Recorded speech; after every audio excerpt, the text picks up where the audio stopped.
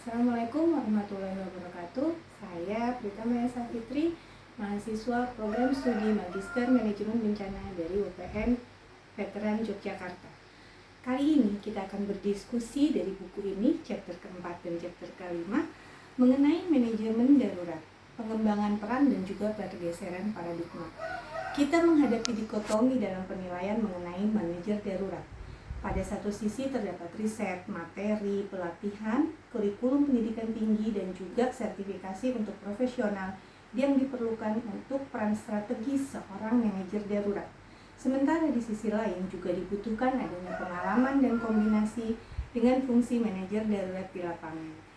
Yang harus kita hadapi dari konflik ini adanya paradigma bahwa seorang manajer darurat harus menguasai 4 siklus dari siklus manajemen bencana.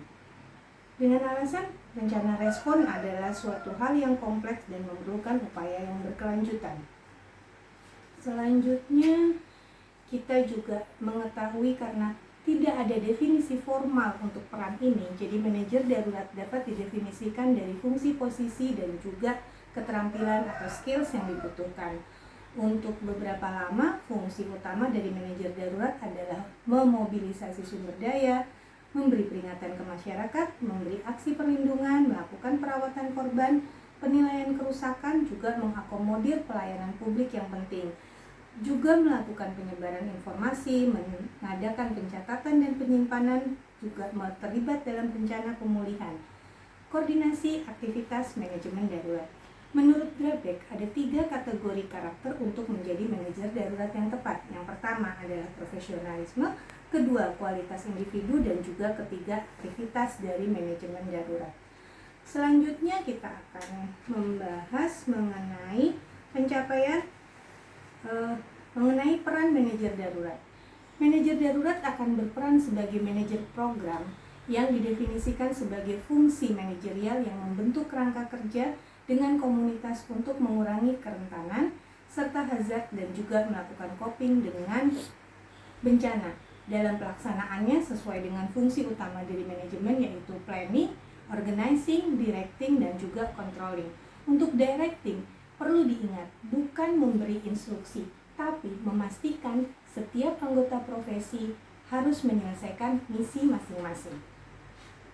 Dalam tahap selanjutnya kita akan melihat mengenai pencapaian profesionalisme, di mana manajemen darurat harus dapat berperan sebagai lapangan yang akan memerlukan pengetahuan tentang teknik, memenuhi standar dan juga kualifikasi profesional dan minimal, juga memberikan grup okupasi. Dan manajemen darurat juga bisa menjadi sebuah disiplin ilmu, di mana di Amerika Serikat ada 9 institusi yang membuka program manajemen darurat. Tidak lupa manajer darurat juga bisa menjadi sebagai profesi. Untuk bab kelima, kita akan membahas mengenai pendirian program manajemen darurat.